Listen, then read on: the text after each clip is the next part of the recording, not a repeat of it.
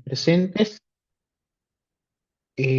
Básicamente, mi agradecimiento ayer a capacitaciones para, digamos, poder compartir ustedes algunos aspectos relacionados con el tema que vamos a tocar esta noche, relacionado con la eficacia de los actos administrativos y, en segundo lugar, los sujetos del procedimiento administrativo. He preparado una presentación, pero no sé si se puede compartir. Aquí Un sí está. momento, por favor. Sí, sí, sí, sí.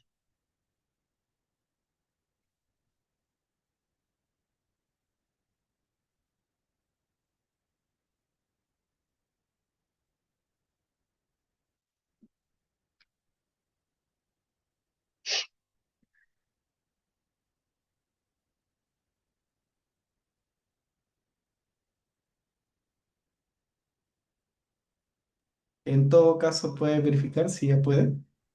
A ver, un momentito. Ujú. Ah, dice que hay otro participante que está compartiendo pantalla. Bueno, supongo que serán. Bueno, para ir avanzando, a ver, vamos a ver. Creo que ahora sí. Ya. Pueden ver están viendo la presentación. Bueno, sí, Sí. ojalá. Ya, Sí, ok, perfecto. Perfecto. Entonces comenzamos sin más preámbulo. Básicamente los temas que vamos a tocar esta noche son los siguientes. Eficacia de los datos administrativos, notificación de los datos administrativos, modalidades de notificación y sujetos de procedimiento. Vamos a hacer una mirada rápida de los principales temas que se relacionan con la notificación, la eficacia del acto y los sujetos de procedimiento dentro de los actuales lineamientos de, bueno, tubo de la Ley del Procedimiento Administrativo General, aprobada por Decreto Supremo 06/2026, JUS, que viene a reordenar, en realidad, bueno, ustedes saben pues que los textos únicos o nuevos vienen a ordenar lo que son ya los artículos que se han modificado y que han tenido variaciones, ¿no? Cuando haya variaciones importantes, los voy a señalar. O sea, hay alguna variación aquí sobre este tema, ¿no? Para que ustedes lo puedan tener en cuenta. Bien, empecemos. La eficacia del acto administrativo, ya. En lo que se refiere a la eficacia del acto administrativo, hay que tener en cuenta lo siguiente. Muchas veces hay un error entre lo que es la validez del acto administrativo en sí y lo que es la eficacia del acto administrativo. Son dos cosas diferentes. Un acto administrativo será válido en cuanto se cumplan sus requisitos de validez, ¿no? Que están establecidos en el artículo tercero del texto único ordenado. Entonces, si se cumplen con todos esos requisitos, estaremos ante un acto válido, ¿no? Pero la pregunta será, ¿ese acto jurídico puede producir efectos, ese acto administrativo, perdón, puede producir efectos jurídicos o no? Entonces, en principio, no será eficaz mientras que ese acto no sea notificado, ¿no? Entonces, no puede producir efectos jurídicos. Uno puede tener una resolución válida, emitida por autoridad competente, que se refiere, que se haya seguido todo el procedimiento para poder emitirla, pero si se mantiene en un cajón y no se cumple con la transmisión a través de la notificación, la publicación o a través de correo electrónico, ese acto administrativo no va a producir efectos jurídicos. Es decir, no va a tener la capacidad de poder tener esa segunda parte que nos habla en la definición del acto administrativo, ¿no? Porque la definición del acto administrativo, declaración de la entidad de las autoridades, ¿no? Que van a qué? Van a producir efectos jurídicos sobre los derechos y los intereses de los administrados, ¿no? O sea, podemos tener una declaración válidamente emitida por una autoridad, pero no tendrá la capacidad de poder producir esos efectos jurídicos en tanto ese acto no sea comunicado a los administrados, no sea transmitido a los administrados a través de las diferentes modalidades de notificación. ¿Ya? Entonces, eso hay que tenerlo en cuenta, entonces, la diferencia entre lo que es la validez del acto administrativo y lo que es la eficacia del acto administrativo. Entonces, si se presentase un defecto en la notificación del acto administrativo, ello no cuestiona la validez del acto administrativo, sino únicamente el momento en el cual ese acto administrativo comienza a tener eficacia. Esto es especialmente importante en lo relacionado con los temas de prescripción, ¿no? Porque ustedes saben, en lo que es derecho sancionador y derecho disciplinario, se inicia con la notificación al administrado de la imputación de cargos, ¿no? Entonces, si es que pasa el plazo de prescripción, ¿no? Que en defecto del procedimiento sancionador especial es de 4 años y no se notifica, ¿no? Ya eso habrá prescrito.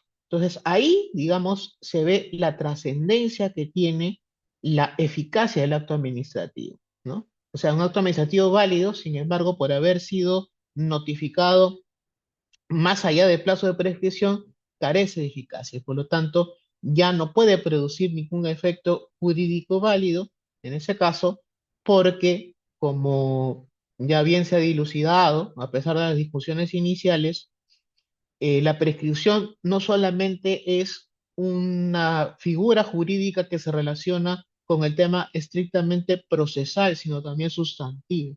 Tiene que ver con las garantías de derecho del debido proceso, pero también tiene que ver con la competencia de la entidad para poder determinar la existencia de una responsabilidad sancionadora o disciplinaria, ¿no? El transcurso y el exceso, mejor dicho, del tiempo establecido para que se ejerza esa competencia, que es en definitiva el plazo de prescripción, lo que la consecuencia que arrastra es que precisamente ya no va a ser posible que esa entidad válidamente pueda determinar una responsabilidad. Entonces, por lo tanto, en esta figura se nota la trascendencia que tiene la eficacia del acto administrativo, porque por más que la persona haya cometido efectivamente la infracción, esté acreditado y todo lo demás, si es que no se notificó antes del vencimiento del plazo de prescripción, ese acto administrativo de imputación de cargos carecerá de eficacia jurídica. ¿Ya? Entonces, eso es importante a tener en cuenta, por favor, no confundir las categorías de validez del acto administrativo y de eficacia del acto administrativo. Bien. Entonces, bueno, ya un poco que hemos ido perfilando algunas características sobre la eficacia del acto administrativo, como la capacidad del acto administrativo de producir efectos jurídicos, ¿no? Entonces ya eso ya lo hemos explicado a través de ese ejemplo de lo que sucede en el caso del ejercicio de la potestad sancionadora, ¿no? Un acto administrativo no podrá, pues, producir efectos jurídicos sobre nadie mientras que no sea notificado, ¿ya? Eso, por favor, es algo fundamental para poder entender lo que es la eficacia del acto y su diferencia con la validez. ¿Cuándo el acto administrativo es eficaz? ¿No? ¿En qué momento ese acto administrativo que cumple con los requisitos de validez comienza a producir efectos jurídicos? ¿Ya? Y aquí distinguimos dos situaciones. En general, la regla general es que el acto administrativo es eficaz a partir de que la notificación produce sus efectos, ¿ya? Ahora, ojo, esto puede parecer un poco tautológico, ¿no? Porque si nosotros decimos, la eficacia del acto administrativo es el momento en el cual el acto administrativo empieza a producir sus efectos, pero me están diciendo que ese acto administrativo va a producir sus efectos cuando la notificación produzca sus efectos. No, no hay que confundir y nuevamente lo que es el acto administrativo con la notificación del acto administrativo. Son dos cosas diferentes. Es decir, aquí no vamos a ver cuáles son las reglas en sí de validez del acto administrativo, sino cuándo esa notificación produce efectos, en qué momento. Eso lo vamos a ver posteriormente. Por ahora, quedémonos con la idea que lo importante para determinar el momento en el cual ese acto administrativo es eficaz, es decir, comienza a producir efectos jurídicos, es en el momento en que la notificación produce sus efectos. Ahora, por excepción, se permite también que el acto administrativo produzca eficacia a partir de la fecha de su emisión, ¿ya? Ahora, no hay que confundir, esto no es un supuesto de eficacia anticipada, ya lo vamos a ver después, porque la eficacia anticipada lo que hace es otorgar al acto administrativo la capacidad de producir sus efectos jurídicos incluso antes de haber sido emitido. Es otra situación diferente. Entonces, no es una situación de eficacia anticipada del acto administrativo cuando se señala en la resolución que ese acto administrativo va a producir efectos a partir de su fecha de emisión. ¿Ya? Eso no estamos hablando ante un supuesto de eficacia anticipada del acto administrativo. Por favor, eso también tengan en cuenta porque muchas veces se confunden las figuras y se habla incorrectamente y a veces por eso se entra en enredos y no se sabe bien ante qué se está. Bueno, entonces, pero la condición es que ese acto administrativo produzca beneficios al administrado. Ahora, eso, bueno, tiene que ser determinado por la administración, ¿no? Porque por más de que produzca beneficios al administrado, simplemente la administración puede decidir que ese acto administrativo produzca efectos jurídicos a partir de su notificación, como cualquier acto administrativo, o sea, es decir, sin señalar, mejor dicho, nada, ¿no? Entonces, por excepción, en todo caso, si es que se va a otorgar ese acto administrativo una eficacia que empieza a partir de la fecha de su emisión, incluso antes de ser notificado al administrado, eso debe ser señalado en la resolución y también en la motivación de la resolución, por qué se está otorgando en ese caso en específico esa eficacia, ¿ya? Ahora bien, la otra situación que se presenta también es con respecto a si los actos administrativos pueden tener una eficacia diferida. Y la respuesta es sí, sí pueden tener una eficacia diferida. Porque si el acto administrativo está condicionado a condición, este término o modo, ¿no? Como cualquier acto jurídico, ¿no? El acto administrativo también puede estar sujeto a esas condiciones. También la administración puede determinar a partir de qué momento ese acto va a producir eficacia. Puede decir, bueno, una vez cumplida la condición A, ese acto administrativo va a producir sus efectos jurídicos. O sea, es decir, por más de que sea notificado dentro del plazo establecido para tal efecto, ¿no? Ya vamos a ver cuál es ese plazo. Sin embargo, pues ese acto no producirá efectos jurídicos hasta que se cumpla, pues, con esa condición. O este acto administrativo será eficaz dentro de 6 meses de emitido. Perfecto. Entonces, por más de que se notifique al día siguiente de su emisión, no producirá sus efectos jurídicos hasta el momento en el cual transcurran esos 6 meses establecidos, ¿no? Entonces hay que tener en cuenta eso. Entonces hay dos situaciones. Por regla general, la eficacia se produce a partir del momento en que la notificación válidamente efectuada y siguiendo los procedimientos establecidos, obviamente, produce sus efectos jurídicos, ¿no? Bien. Y en segundo lugar, por excepción, se puede dar una eficacia al acto administrativo a la fecha de su emisión, ¿no? Siempre que beneficie al administrado. Y en tercer lugar, ese acto administrativo puede tener una eficacia diferida si es que en el acto administrativo se difieren sus efectos o se sujetan a condición, término o modo. ¿Ya? Entonces, por favor, eso a tener en cuenta. Entonces, tenemos una regla general, que el acto administrativo es eficaz a partir del momento en que la notificación produce sus efectos, pero también tenemos dos situaciones diferentes, ¿no? Una, la eficacia del acto administrativo a partir del momento en que se emite, y dos, la eficacia diferida del acto administrativo. Bien. Sin embargo, hay otra situación que se llama eficacia anticipada, ¿ya?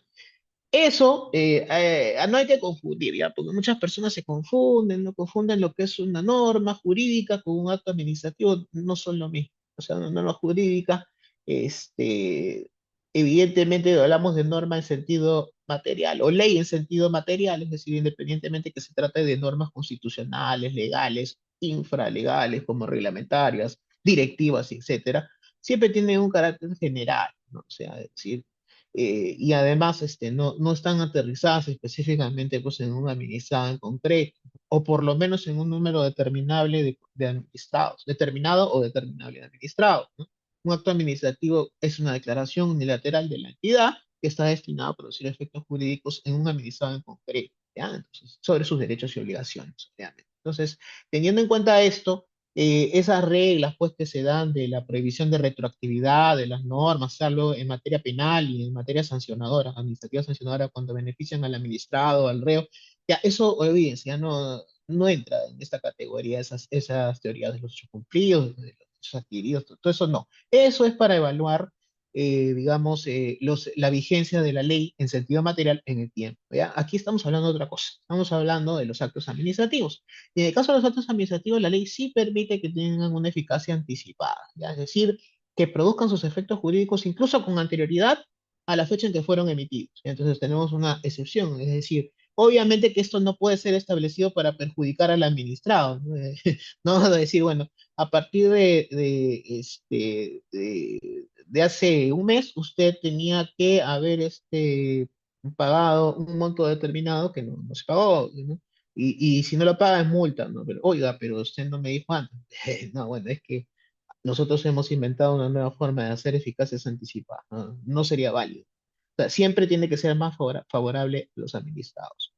No perjudique derechos e intereses legítimos de terceros. Bueno, eso es más difícil de determinar, pero bueno, por lo menos tiene que ser evidente que no hay un perjuicio, o sea, mejor dicho, tiene que ser evidente que no existe un perjuicio o un potencial perjuicio que se puede producir a un tercero y que el supuesto justificativo de la decisión existiese a la fecha en que se retrotrae la eficacia del acto. ¿Ya? ¿Cómo se entiende esto? Esto parece chino avanzado. ¿Qué cosa quiere decir esto, no? El supuesto justificativo de la decisión existiese a la fecha en que se retrotrae la eficacia del acto. ¿Qué es eso? Bueno, es muy simple, lo podemos explicar a través de dos supuestos típicos de eficacia anticipada de actos administrativos. Uno es la enmienda, o sea, los actos de enmienda, es decir, la corrección de los errores materiales. Esa resolución era la número 45 y le pusieron número 46. Es decir, de la número 44 se saltaron a la 46 y la 45 nunca la pusieron. ¿Ya? Entonces, para no estar poniendo que hay resolución 46A y 46B, ¿no? Es necesario corregir la que de verdad era 45. Entonces, se emite el acto de corrección, ¿no? Se dice, se emite una resolución, pero esa corrección surte efectos en forma retroactiva a la fecha en la cual fue emitida. Es decir, se entiende que en el momento en que fue emitida, el número era 45 y no 46 como se consignó en forma equivocada. El supuesto justificativo, es decir, el error que se cometió en la numeración, existe al momento en que se retrotrae la eficacia del acto, ¿no? Es simple de entender, o sea, no es que, digamos, ese supuesto se presenta con posterioridad, no, sino que en ese mismo momento, ese error se presentaba pues a ese momento. Otro supuesto de efecto retroactivo del acto administrativo, la declaración de nulidad. Obviamente, porque nosotros sabemos que sea a través de nulidad de oficio o a través de la interposición de recursos administrativos y el superior jerárquico o la autoridad administrativa de alzada deciden declarar la nulidad del procedimiento y retrotraer, ¿no? O sea, están diciendo retrotraer, ¿por qué? Porque se produjo un vicio antes de la emisión de un acto. Entonces, declara nulo. Esa situación, digamos, era preexistente al momento en que se determina declarar la nulidad, ¿no? Entonces, ahí está otra situación. Es preexistente, es decir, por ficción se vamos a retroceder en el tiempo porque existe una circunstancia que justifica darle una eficacia anticipada a ese acto administrativo, ¿eh? Entonces, es bien simple de entender en realidad cuando se utilizan ejemplos. Porque a veces estos términos son un poquito complicados y cuando no se aterrizan. Pero se refieren a eso, se refieren a esa situación que en un caso el error material cometido en la numeración de la resolución y el otro, una vulneración de derechos fundamentales, ¿no? Como por ejemplo, no se cumplió con notificar debidamente la imputación de cargos al administrado, ¿no?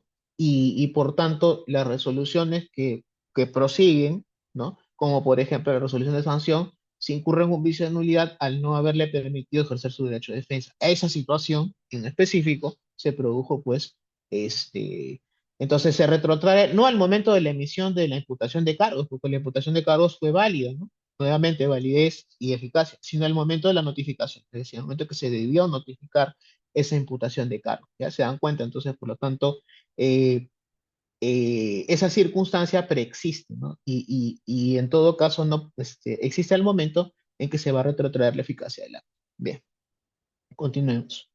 Notificación de los actos administrativos. Bueno, antes de esto, hay dos situaciones que suelen presentarse como supuestos de eficacia anticipada de mucho uso en la administración, por lo menos hasta hace unos años, ¿no?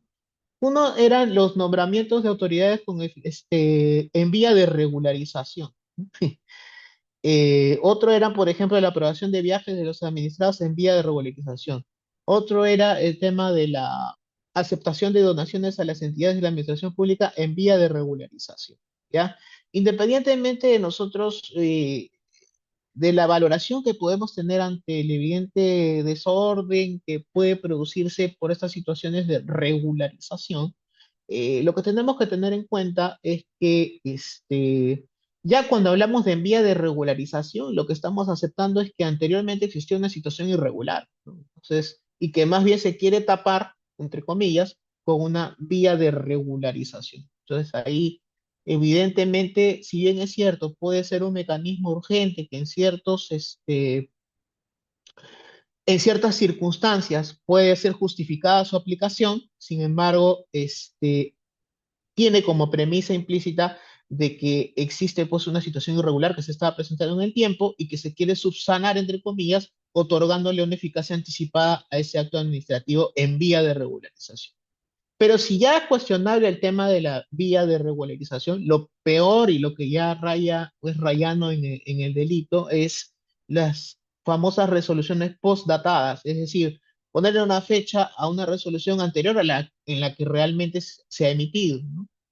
Por ejemplo, cuando uno presenta una queja por defectos de tramitación, y dice, oye, ya pasaron más de tiempo, bueno, de 30 días hábiles que tenía la entidad para pronunciarse, ¿no? Y, no, no, yo sí me pronuncié, lo que pasa es que todavía no te he notificado, es una cosa diferente. Y como hay una ventanita, entre comillas, en el plazo de notificar y entre lo que puede ser la queja, entonces puede ser que después te notifiquen, qué sé yo, ¿no? Bueno, eso pues implica muchas cosas, ¿no? Alteración de registros, ¿no? Bueno, que creo que ya con el fechado y registro informático ese riesgo disminuye, pero de todas maneras, pues eso ya es pues de hacer insertos que no tienen que ver pues con la realidad, ¿no? Y eso ya pues evidentemente, como le he dicho, ya puede ser incluso calificado como la comisión de delitos, ¿no? Entonces hay que tener en cuenta pues que esta práctica sí es totalmente reprensible. No solamente éticamente, porque implica pues una idea de tratar de salvar la responsabilidad como quien levanta pues una alfombra y barre y mete toda la tierra debajo, ¿no? Para que no se vea, ¿no? Sino, además, bueno, como he mencionado, pues hay un sentido ético también, ¿no? De responsabilidad frente a los administrados. Entonces hay que tener en cuenta eso. Bueno, pasemos entonces a la notificación de los actos administrativos. Bueno, las notificaciones deben realizarse en días y horas hábiles. Excepción es una regulación especial diferente y la naturaleza continua de la actividad, ¿no? Es decir, si hay entidades que trabajan toda la noche, por ejemplo, y que hacen fiscalización durante la madrugada, los camiones, como pasa con la SUNAT, obviamente esas notificaciones se pueden realizar cualquier hora, ¿no? Porque la actividad tiene una naturaleza continua, no se detiene. Y justamente es en la noche donde se hacen esas fiscalizaciones porque la gente está más desarmada a mostrar lo que en verdad pasa, ¿no? Parece que nos ponemos más alertas en las horas de producción y menos en las horas en que supuestamente deberíamos estar durmiendo. Y una regulación especial diferente se refiere, bueno, y eso es una situación que se ve ya con mayor asiduidad este, en los casos en los cuales se ha establecido plataformas electrónicas para las notificaciones, ¿no? Entonces, eso es importante porque si se señala pues de que esas notificaciones se hacen en el depósito en el momento de efectuadas, ya pues ahí, digamos, tenemos pues que tener en cuenta cuál es esa regulación especial, ¿no? Hay diferentes entidades que tienen diferentes regulaciones con respecto a lo que se entiende por días hábiles, ¿no? En general, la administración pública tiene como días hábiles, pues, todos menos los sábados, los domingos, los feriados nacionales y los días no laborables, ¿no? Irrecuperables. Pero, sin embargo, pero por ejemplo, en el caso del Jurado Nacional de Elecciones, en sus procedimientos de elección solamente tiene como días inhábiles los feriados nacionales.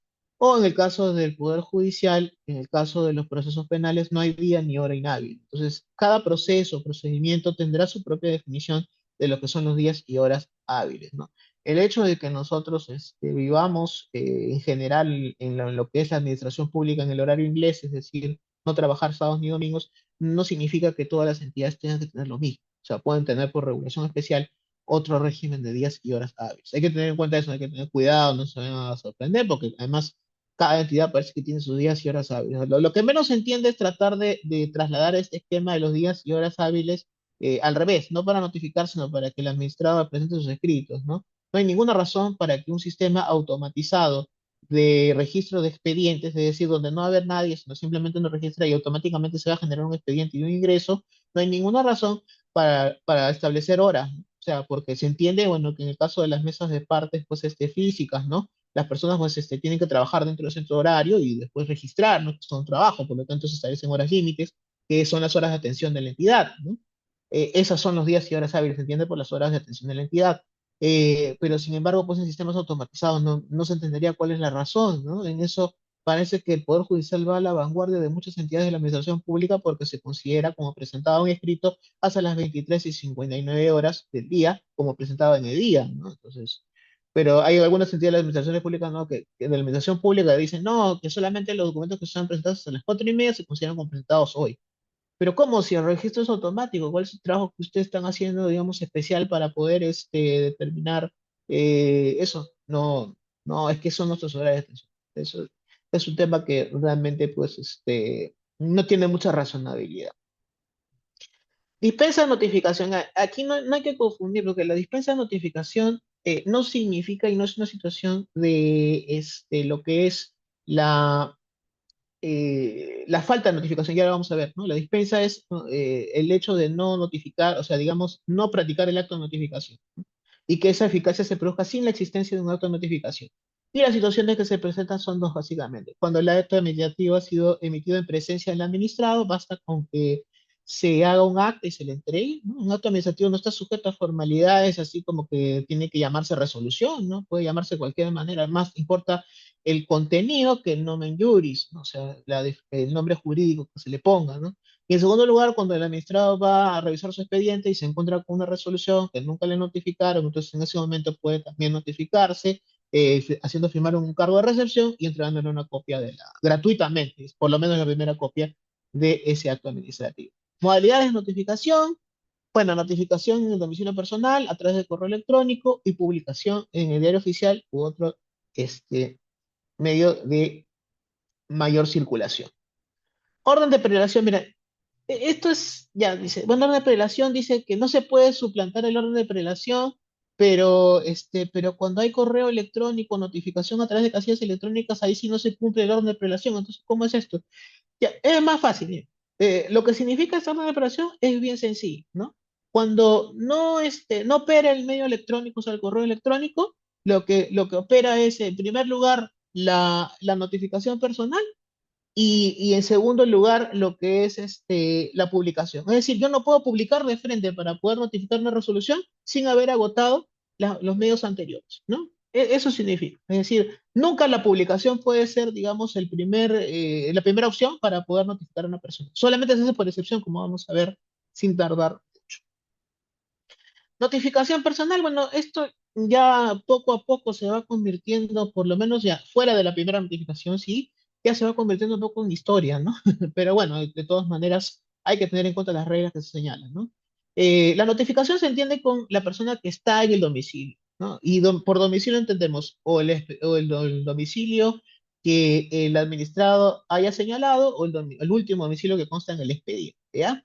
Si no se encuentra el administrado, pero otra persona mayor, otra persona con la que se puede entender la notificación, es decir, que independientemente de que tenga su DNI, pues, ¿no? Porque los DNI también los tienen los niños ahora, ¿no? Antiguamente no lo tenían, pero bueno, obviamente que una persona que tenga capacidad de goce y de ejercicio, una persona mayor de edad, que por tanto, y que esté en plena sus facultades de goce y ejercicio, entonces ellos sí pueden entenderse como ya la notificación, y la notificación se entiende por válidamente efectuada así no esté el administrado.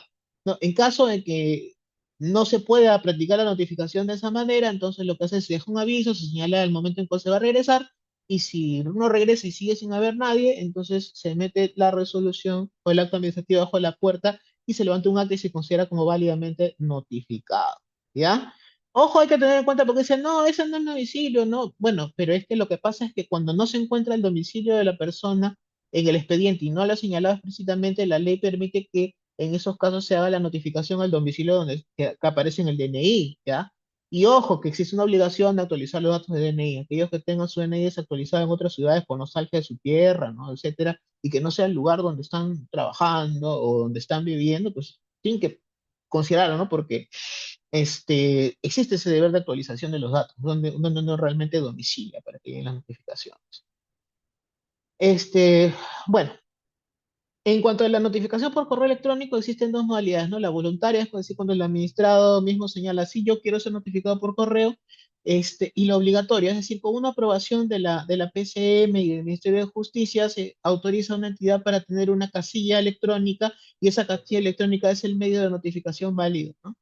Entonces, eso hay que tener en cuenta porque hay entidades que han estado implementando ya sus casillas electrónicas y por lo tanto ahí es obligatorio, digamos, hacer la revisión. Obviamente que se tienen que proporcionar primero las claves y la posibilidad de tener las claves sin ingresar a los registros para poder hacer seguimiento de los expedientes. Bien, en el caso de la notificación a pluralidad de interesados, o sea, si son varios, ¿no? Si son varias personas que están pidiendo lo mismo, ¿no? O se refieren a un derecho común, entonces lo que se hace es se notifica a todos y si tienen el mismo domicilio, bueno, a ese domicilio común y se ha nombrado un representante a ese representante. Pero en principio, si son varios administrados, hay que notificarlos a todos. Ahora, si son más de 10 administrados, obviamente, ahí sí se notifica el que encabeza el pedido, ¿no? O sea, el primero. Entonces, tengan cuidado, si son varios administrados, si van a hacer el mismo pedido, tengan cuidado de quién es la persona que van a poner en el encabezado, ¿no? Porque si ponen a alguien que suele no estar en su casa o que está mal de salud o que por otras circunstancias no lo van a encontrar en su domicilio, va a tener muchas dificultades para poder, obviamente, para los demás que están interesados en conocer el acto, ¿no? Entonces, la regla es si son varios administrados, se notifica a todos, salvo que hayan nombrado, ¿dónde se les notifica? En el domicilio, en sus domicilios, salvo que hayan ellos designado un domicilio común, y en el caso que hayan designado a un representante, entonces a ese representante se le notifica en el domicilio que haya señalado. Ahora, si esos administrados que son varios son más de 10, entonces ahí sí se notifica solamente al que encabeza la solicitud. Como he mencionado, la notificación por publicación es una excepción, es decir, no es la regla, ¿no? Los actos administrativos que interesan a un número indeterminado de administrados, no personados y sin domicilio conocido, ¿no? Es decir, donde la persona ni siquiera se encuentra su DNI, ¿no? O sea, imagínense, pues ya estamos hablando, pues, de casos extraños, ¿no? O sea, de personas que no existen, entonces, o por lo menos es imposible encontrarlas, ¿no? Porque ya he mencionado, o sea, ¿dónde se practica la notificación personal? Se practica en el domicilio que haya señalado el administrado, en el que consta en el expediente y en defecto de eso es en el DNI. Imagínense, entonces, un acto administrativo por publicación se hará cuando hay un número indeterminado de administrados que no conozco y que no tienen domicilio conocido. Es decir, falló todo, falló el domicilio señalado, falló el tema ¿cómo se llama?, del expediente y falló el tema del DNI, porque no conozco quiénes son los administrados que pueden ser afectados por determinado acto administrativo. No puedo saber, no puedo individualizar. Entonces, el número es indeterminado. Pero como ya sé que más o menos eso puede producir efectos para varios, en ese caso, pues hago este tipo de notificación por publicación, porque no puedo individualizar a los administrados y por lo tanto no puedo determinar en qué domicilio, este, a qué domicilio notificar, ¿ya? Esa es la principal, en ese caso de indeterminación de los administrados, ¿ya? Y la subsidiaria es cuando ya, digamos, ya, además de eso, sí cuento con el nombre de la persona, pero ya falló todo, ¿no? Fallaron todas las posibilidades de poder notificar. Simplemente no sé dónde está el domicilio. O se va uno al domicilio donde está y finalmente no hay nada ahí, ¿no? Como estos supuestos de administrativo desaparecido, con domicilios equivocados o que se encuentran en el extranjero sin representante legal. Se fue de ilegal al extranjero. Entonces, en esos casos, pues ya, como no es posible, se aplica subsidiariamente. Pero fíjese la subsidiariedad, ¿no? O sea, estamos hablando de que, ya, como no sabemos cuál es su DNI, entonces vamos a publicar. No, pues, entonces, así no funciona, ¿no? Incluso, tampoco es, porque no encontramos, porque no hay nadie, ¿no? Entonces, pero, no, pues si no hay nadie, no es necesario que publiques, los dejas debajo de la puerta y ya está. Ahora, ¿cuáles son los problemas que se presentan con esto debajo de la puerta? Puede ser dos: los administrados que ponen topes a la parte de abajo de su puerta para que no puedan dejar documentos, eso suele suceder. Y dos, los casos en los cuales los administrados viven en un edificio, ¿no? Y el conserje o guardián o encargado de la puerta, portero, el nombre de la persona que está abajo, ¿no? No está autorizado para poder recibir documentos. es complicado. Es un poco complicado. Plazo de notificación, bueno, le he mencionado que le vamos a decir cuál es el plazo de notificación, es de 5 días a partir de la expedición del acto que se notifica. ¿No? ¿Qué debe contener la notificación? Identificación del administrado, identificación del procedimiento dentro del cual haya sido dictado, fecha de vigencia del acto notificado, texto íntegro del acto administrativo, incluyendo su motivación, autoridad e institución de la cual procede el acto y su dirección, y la expresión de los recursos que proceden, el órgano ante el cual deben presentarse y los plazos para interponerlos, ¿no? Antiguamente era decir, no, pero ¿por qué eso lo tiene que decir su abogado? No lo tenemos que decir nosotros no podemos sustituir a su defensa, ¿no? Imagínense, ¿no?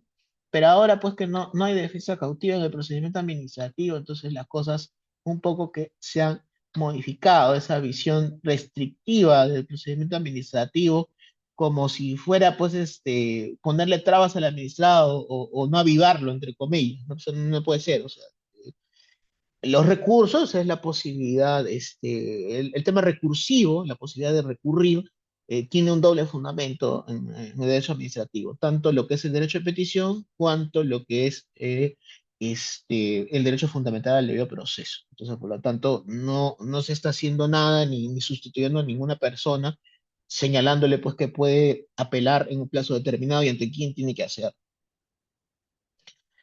Vigencia de las notificaciones, ¿no? A partir de qué momento empieza a surtir la notificación válidamente sus efectos y por lo tanto también ese acto administrativo va a tener eficacia. En el caso personal, a partir del día en que se realice. Electrónica, a partir del día en que conste haberse recibido, ¿no? Si se trata de una casilla electrónica obligatoria, es con el depósito. Se hace el depósito y ya está, se entiende como que es notificado en ese momento. En el caso que sea por correo electrónico, en ese caso se espera, a partir del momento en el cual se recibe el acuse de recibo correspondiente o algún elemento que permita determinar con absoluta claridad que esa notificación sea recibida en el correo electrónico. En caso de que esos correos electrónicos no sean obligatorios, no sean casillas electrónicas, sino simplemente correos electrónicos, y dentro de 2 días no se recibe esa confirmación de recepción, hay que proceder a notificar por cédula, es decir, a través de la notificación personal física, ¿no? Nuestro viejo compañero. Y en el caso de la publicación, en el último día, en el día de la publicación, el último día de la publicación en el diario oficial. Hay una medida que ha sido recogida en el texto único ordenado por una modificación de la ley de una notificación especial a través del portal institucional de las entidades. En este caso se debe publicar se hace la publicación con el enlace correspondiente y se entiende por notificada dentro de los 5 días siguientes a la fecha en que se hizo la publicación en el portal de la entidad de que se trata. No, en esos casos la persona tiene derecho a recabar la copia de la resolución en forma física y bueno, pero esos procedimientos necesitan la autorización del Ministerio de Justicia y la PCM, ¿no? Para poder determinar esta forma de notificación. Bien, ahora, para concluir con el tema de las notificaciones, pasamos a las notificaciones defectuosas, ¿no? En el caso de que la notificación no ha sido válidamente hecha, la autoridad correspondiente ordena que se haga cumpliendo con las normas y procedimientos establecidos para tal efecto. Cuando no se reconoce lo que ha señalado el administrado, ¿no? De que la notificación no ha sido válidamente efectuada, simplemente la notificación subsiste y se entiende por válidamente efectuada en la fecha que conste haberse realizado. Y hay una figura especial de que se llama saneamiento de las notificaciones efectuosas, que se hace en dos supuestos. Cuando el administrado reconoce tener conocimiento del acto administrativo, no solamente de su notificación, sino del contenido del acto administrativo. Y segundo, cuando realiza actos procedimentales que permiten presumir válidamente de que tiene conocimiento de ese acto administrativo. El ejemplo típico, el de interponer medios de defensa, como por ejemplo la queja por defecto de tramitación o la interposición de recursos administrativos, porque presuponen el conocimiento de un acto. No se considera como actos procedimentales que permiten presumir el conocimiento de actos a simplemente como pedidos de que se notifique correctamente. Esto no, evidentemente, pues esto no evidencia el conocimiento de lo que es el contenido del acto administrativo. Bien, y ahora para terminar veamos lo que se relaciona con los sujetos de procedimiento. Bueno, los sujetos de procedimiento administrativo son dos, los administrados y la autoridad administrativa. También están los terceros, vamos a ver eso más adelante. ¿Quién es el administrado? Es cualquier persona natural o jurídica considerada desde su posición privada respecto a la administración pública. Ya. ¿Qué quiere decir esto?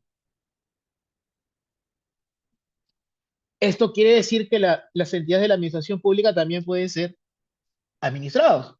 Oye, ¿cómo puede ser esto, Sergio? No, no, pues si la administración pública. No, sí, sí pueden ser administrados también. Porque obviamente, piensen, toda entidad de la administración pública tiene un local. Y ese local no puede poner su cartera afuera si no cumple con las normas municipales, ¿no? ¿No? Entonces, ahí tiene una. También tiene obligaciones con respecto a la SUNAT, no sé, sus pagos de salud, no, o sea, ¿se dan cuenta? O sea, también tiene obligaciones sociolaborales que son fiscalizadas por SUNAFIL. ¿Se dan cuenta? Entonces, por más de que eso se trate de una entidad pública, una entidad de la administración pública, lo cierto es que en esa relación está actuando desde una posición privada respecto a la otra entidad de la administración. ¿Ya? Entonces, cuando piensa en un administrado, no solamente pues una persona individual y particular, común y corriente, como yo, por ejemplo, ¿no? Otra persona o una empresa, ¿no? No, sino también puede ser entidades públicas, también pueden ser sujetos administrados. ¿Por qué? Porque en ese caso tienen una posición privada con respecto a la administración pública, ¿ya? Son administrados, ¿ok? Entonces por eso hay guerritas también entre, entre las entidades. Recuerdo, no voy a decir el nombre de la entidad, pero recuerdo que una vez tuvimos un problema porque habíamos abierto una oficina, mejor dicho, la entidad había abierto una oficina, pero no tenía licencia municipal. Casi nos clausuró. Ahí nos quedó bastante clarito, pues, el tema de que también las entidades de la administración pública pueden ser administradas porque tienen una posición privada respecto a la administración.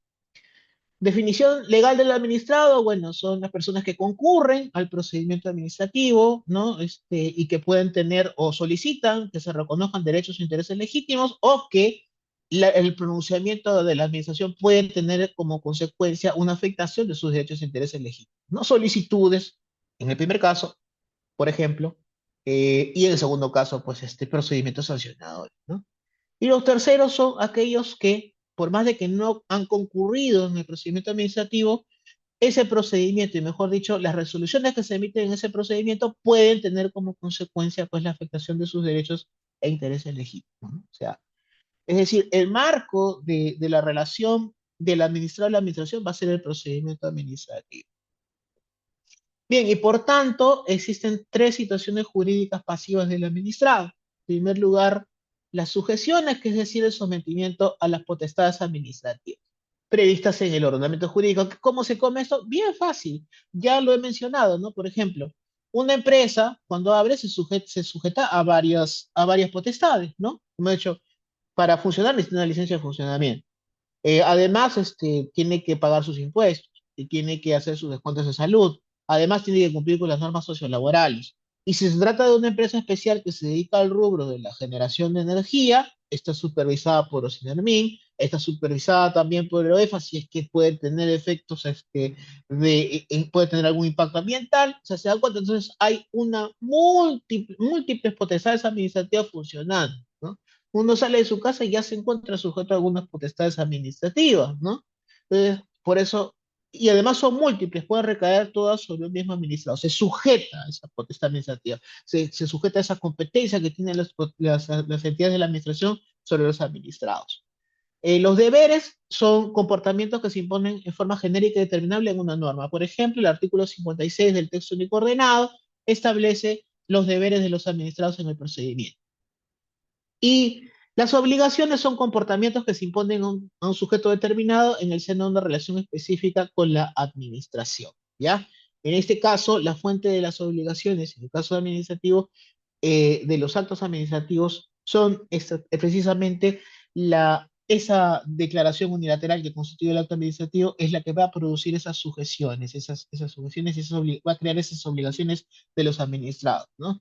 Impone multas, impone sanciones, generalmente las sanciones son pecuniarias, salvo en el caso de las sanciones que por responsabilidad administrativa funcional la Contraloría, que son inhabilitación en el ejercicio de la función pública, ¿no?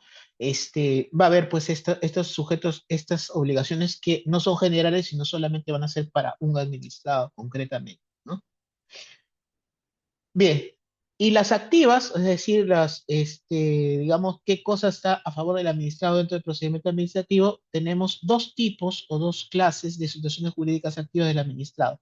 Los derechos subjetivos típicos, es decir, los que reconocen derechos patrimoniales, como por ejemplo el reconocimiento de pensiones, pero también existen derechos establecidos donde en la Ley de Procedimiento Administrativo General, el artículo 55 del texto único ordenado, van a encontrar cuáles son los derechos del administrado en el procedimiento. Y uno de esos derechos, para cuando, digamos, tengan un problema con una persona que le gusta colarse, ¿no? Es precisamente ser atendido en el orden de prelación, en estricto orden de la prelación, en estricto orden de llegada a las ventanillas de la administración. Así que cuando una persona digamos, se toma la cola de otro, no se quiere levantar, se quiere hacer vivo, no solamente está, digamos, incumpliendo una norma social, sino también está incumpliendo un derecho de los administrados a ser atendidos en ese orden de prelación. Hay otros derechos. Lamentablemente no tenemos el tiempo, pero podemos profundizarlo en otra oportunidad. Y por último, están también los derechos subjetivos que no provienen en sí del procedimiento administrativo, pero que son comunes a todas las personas frente a la administración, ¿no? Que son los derechos fundamentales, ¿no? Debida motivación, de procedimiento, debido procedimiento, ¿no? Ejercicio democrático del poder, no exceso en el ejercicio de las potestades punitivas, etcétera, ¿no? Entonces, existen todos estos derechos que tienen el administrado frente a la administración. No debemos olvidar que entre la administración y los administrados no existe una relación sinalagmática como sucede en el derecho contractual. ¿Por qué? Porque siempre la administración va a estar premunida de poderes que no tiene, digamos, cualquier persona privada, ¿no? Por ejemplo, si a una persona la despiden, ¿no? Bueno, pues y trabaja para una empresa privada, eso no impide que otra empresa la contrate, porque de repente puede entender, bueno, sí que ese despido fue injusto, porque el dueño lo odiaba, qué sé yo, y por eso lo votó, ¿no?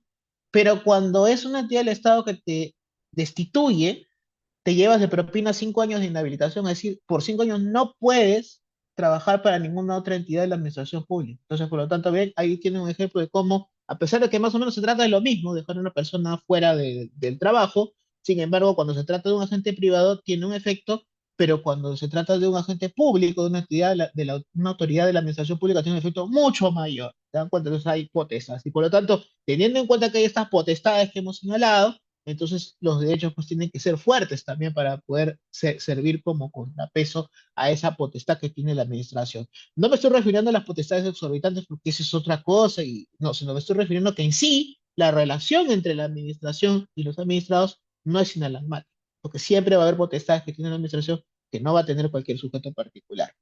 Y los derechos subjetivos impugnatorios, bueno, obviamente están no solamente lo que son los recursos administrativos en ejercicio de la facultad de contradicción, ¿no? Que son la reconsideración y la apelación, la revisión que, bueno, ya lamentablemente es un tema que, bueno, no lamentablemente, ¿no? Sino que es un tema ya residual, sobre todo desde que se transfirieron las competencias a los gobiernos regionales, ¿no? Porque, ¿qué cosa era eso de la revisión? Bueno, era algo pues que se daba cuando la última autoridad que resolvía no tenía alcance nacional. Ejemplo típico, las direcciones regionales de salud y de educación.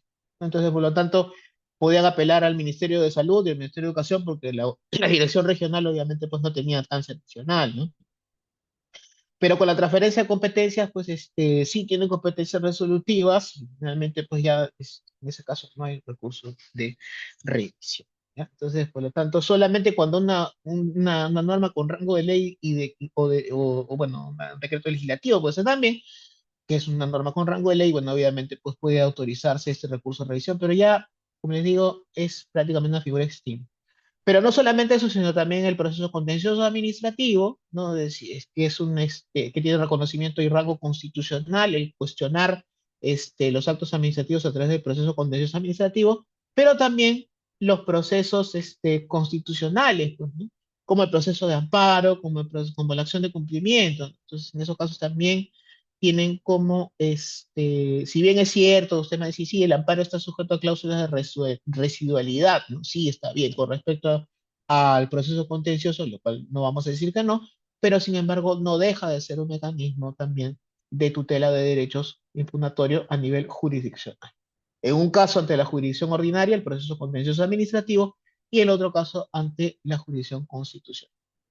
La autoridad administrativa es el organismo a cargo del ejercicio de la función administrativa. ¿Qué función administrativa? Bueno, no hay que caer en definiciones tautológicas, ¿no? Porque si solamente tomamos en cuenta lo que dice el artículo primero del texto único ordenado de la Ley de Procedimiento Administrativo General, se definen qué cosas se entienden por entidades de la administración pública. Entonces, pero eso no quiere decir automáticamente, entonces, ¿qué cosa es una entidad de la administración pública? Aquella que ejerce función administrativa.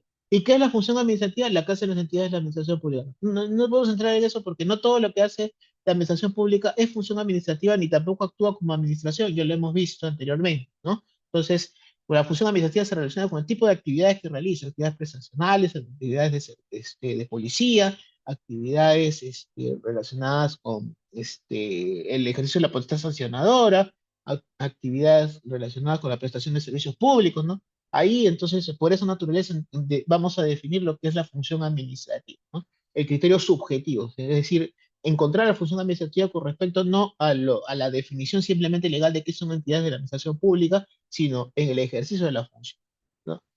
Bien, características, bueno, se sujeta al principio de legalidad, que tiene una fuente constitucional y legal, una presunción de competencia desconcentrada, es decir, no todo lo que hace la entidad lo tiene que hacer su titular, ¿no? Hay desconcentración vertical y horizontal. Horizontal, cuando son varias dependencias, ¿no? Se va a desconcentrar, y horizontal, cuando hay competencias resolutivas en diferentes órganos de la entidad. No hay concentración, es decir, no todo lo que hace una municipalidad lo tiene que resolver el alcalde. Hay autoridades que para eso sí dan carácter inalienable de la competencia administrativa, es decir, nadie puede sustituir la competencia y por eso no podría, digamos, en el caso de las sanciones de la Contraloría, el Contralor sancionar directamente cuando hay un jefe de un órgano sancionador.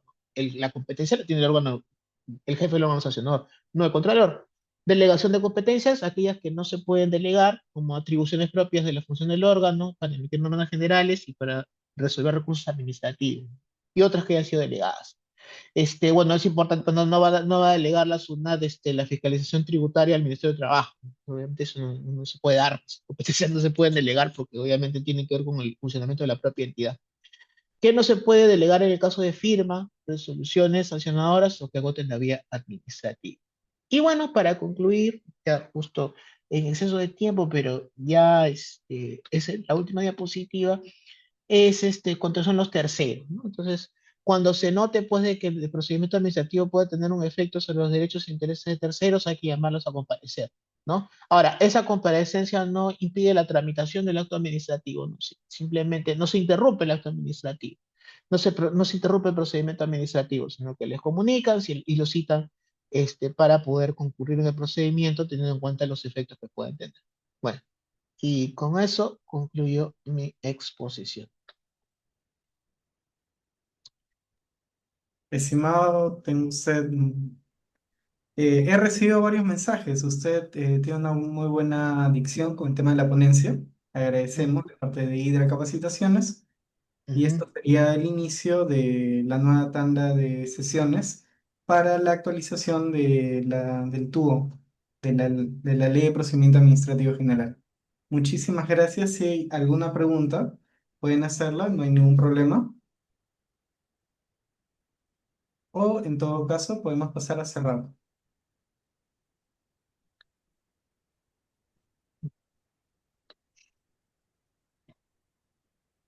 A ver, a ver, a ver. Parece que ha quedado todo claro. Eh, veamos, veamos, veamos. Siempre hay alguien que tiene algo que decir. Siempre hay ¿O ha alguien. quedado todo claro o no han entendido nada? No, por interno las personas felicitan su desenvolvimiento. Ay, gracias, gracias. Pero Veamos, veamos. tenía profesora de colegio que decía, pregunten lo que sea hasta la hora, ¿no? Es importante. Bueno, Vamos. entonces, si no hay preguntas, lo importante es haber podido compartir estas pequeñas pinceladas sobre lo que es los sujetos de procedimiento y la notificación, bueno, y la eficacia de los actos administrativos, ¿no? Sí, listo. Ujú. No, igual lo esperamos para otra oportunidad. La Sí, verdad, para mí es un gusto retomar nuevamente estas actividades en Hidra. Son necesarias. Y bueno, muchísimas gracias. Eso sería todo. muchas gracias a Nos vemos en ustedes. la siguiente sesión. Muchas gracias. Buenas noches. Hasta luego. Chao, chao.